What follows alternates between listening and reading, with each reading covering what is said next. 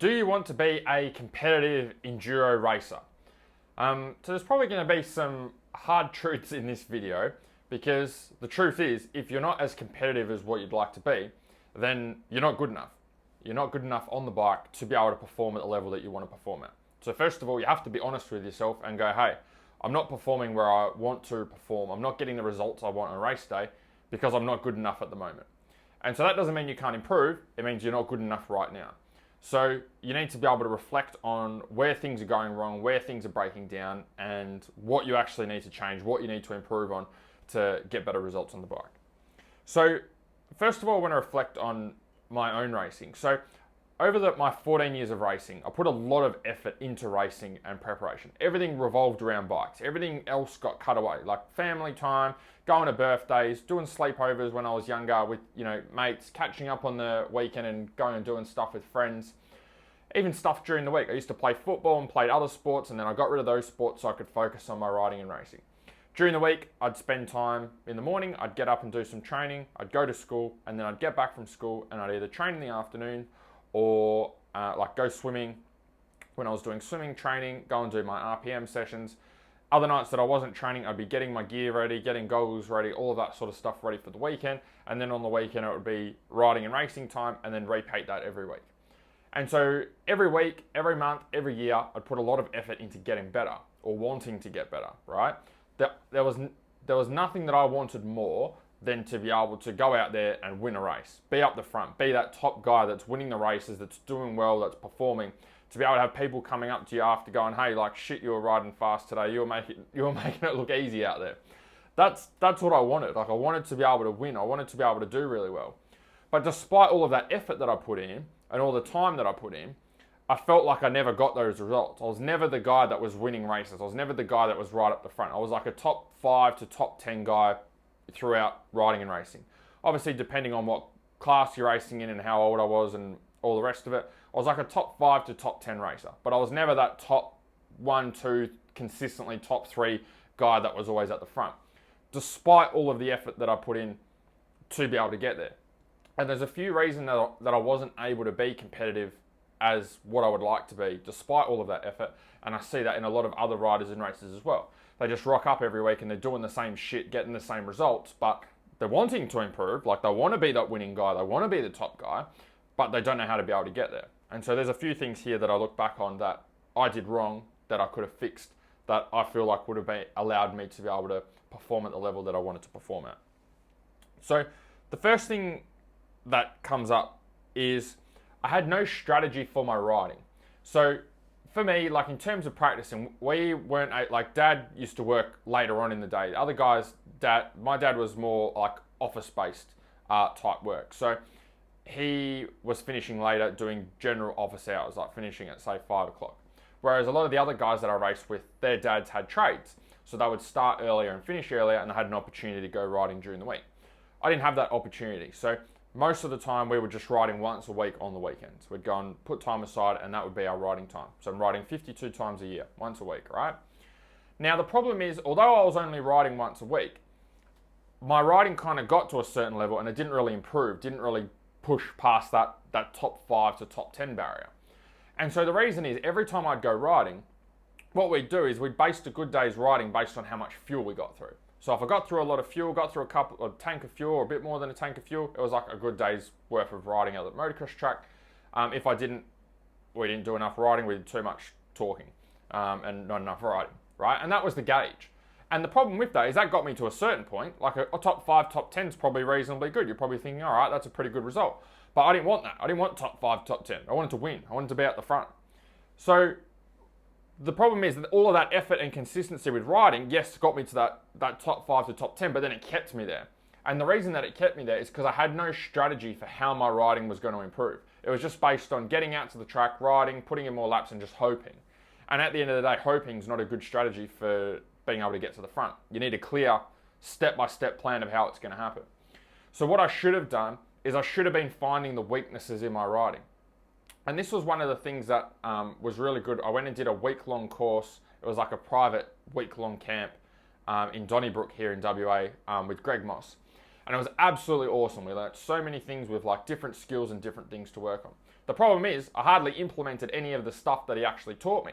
Taught me a whole heap of stuff, knew exactly what I needed to do, what I needed to execute on, noticed the difference over that week of doing the course and improving, but didn't continue those things on afterwards. They kind of just fizzled out and then went back to doing what we were doing before, which was just cutting laps at the track.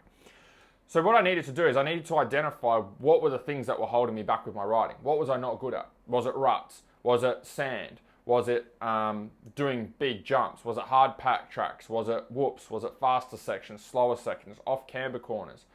What were the things that I actually needed to work on? And then once I'd found those things, speaking for me, if I was to go back and coach myself, once I'd found those things, I needed to go back and then go, all right, what are some skills or drills I need to do to fix these problems? So if I'm not good at ruts, there's no point going riding every weekend and just riding sand all the time. Because I liked riding in the sand and I was good riding in the sand. That's generally where I wanted to gravitate towards. That's the stuff I wanted to do. I didn't want to do ruts. And the reason I didn't want to do ruts is because I'm not good at them.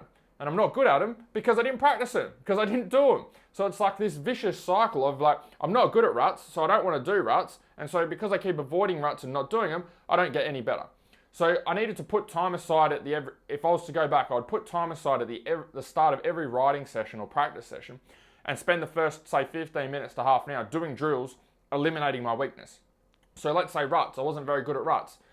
I could go and do figure eights, okay? I could go and do whatever other drills there. I could look it up on YouTube and find some drills to get better at ruts. And I could go and execute on those for half an hour for every ride. Do you think if I did the first half an hour of every ride, focusing on just purely ruts, which was my biggest weakness, and I did that 52 weeks of the year, do you reckon ruts would still be my weakness at the end of the year? Obviously not, right? So my riding would improve exponentially because that thing that's holding me back so much, I'd be able to improve really, really quickly, get it out of the way as a weakness, and then work on the next thing. And so that's what I should have done, is had more strategy with the riding and worked on my weaknesses rather than just trying to clock up laps. Next thing is strength and fitness, okay? My strength and fitness sucked. That's why I got into strength and fitness, because I had to learn so much to be able to get myself better that it allowed me to be able to get to the stage where I could coach and help other people, because I've tried everything. I've done a whole heap of different things to try and improve. And a lot of the shit that I did, a lot of the stuff that I got told to do just didn't work. It wasn't effective. And now I know why, but I can only see that now. I couldn't see that at the time. So strength and fitness was huge for me, right? I remember going to Coolum, and we were racing at Coolum at the Junior Nationals. It would have been like 38 degrees. It was absolutely cooking.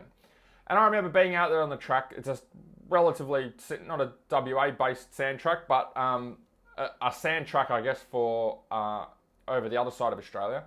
And I remember going racing there, and I was absolutely cooked. We were doing like 15-minute motos, and I'm getting like a lap in, 2 laps in, and my legs are burning. I'm sitting down. I'm trying to find easy lines on the track, smooth lines on the track to have a rest. I'm getting lapped.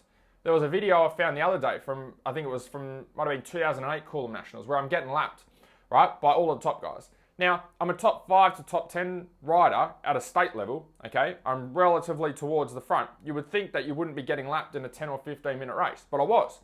And it wasn't because of speed, it's just because of fitness. It's just the track was so rough, and it was 38 degrees, and I couldn't cope with it. I didn't have the fitness and strength to be able to go hard for that long on a track like that.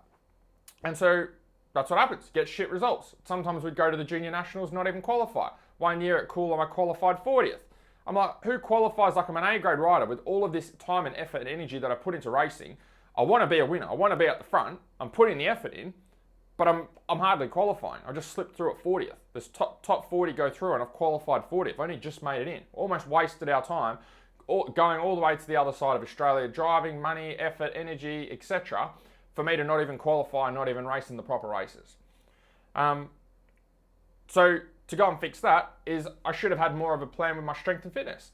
I didn't have a plan with my strength and fitness. It was like, any fitness is good fitness. It's like, oh, I'll go and do some swimming, I'll go and do some cycling, oh, I might do some exercises at the gym. There was no strategy, there was no planning, there was no trainer or coach that worked with me to map out my training and what weights I should be doing, and am I actually improving or not? Is this fitness stuff working? I wasn't tracking anything, I wasn't logging anything, I had no one pushing me, absolutely nothing, right? I was just making it up as I went. Just oh yep, any fitness is good fitness. And so it's no wonder I wasn't any good on the bike fitness-wise, and I see that with a lot of other guys as well. It's like a lot of you guys go to the gym, go and do a whole heap of random crap, make it up on the spot. You've got no idea what you're doing, no idea whether the exercise is working or not, no idea whether you're fitter and stronger now than what you were 4 weeks ago, 8 weeks ago, 12 weeks ago, a year ago, if you've even been consistent over that period of time, which is another problem. You need to get that shit sorted. Like, if you want to be the best, if you want to be competitive, if you want to be at the front, you have to eliminate your weakness, and then you have to be able to get the help or get the solution to fix the problem. It's like your suspension. If your suspension's shit, you go and see a suspension person. If your technique's shit, you go and see a technique person. If your fitness is shit, then you need to go and see someone to help your fitness that actually knows what they're doing so you can perform at the level you want to perform at. Otherwise, you're just going to be like me and just be plodding along, going through the races, going through every season, getting the same results, going, oh, I'll try harder next season. And then the last one is nutrition. Same thing. Didn't know anything about nutrition, right? Our nutrition strategy was like, oh, just any food is good food. Any food is energy. Oh, make sure you get some food in today. Sometimes I'd have an energy bar or an energy drink on race day to give me more energy.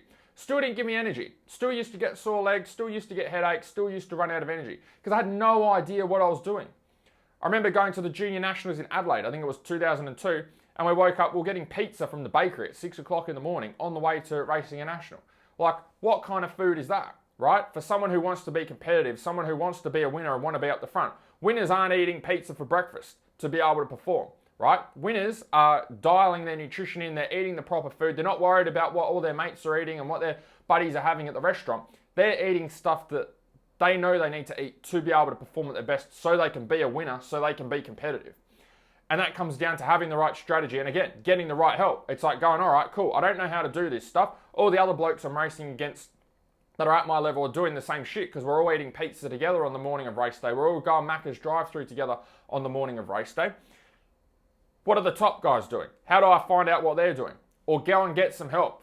Work with a nutritionist, work with someone who specializes in working with nutrition for races so you can actually do stuff that's going to help you on the bike so you can be competitive, so you can get the results that you want to get.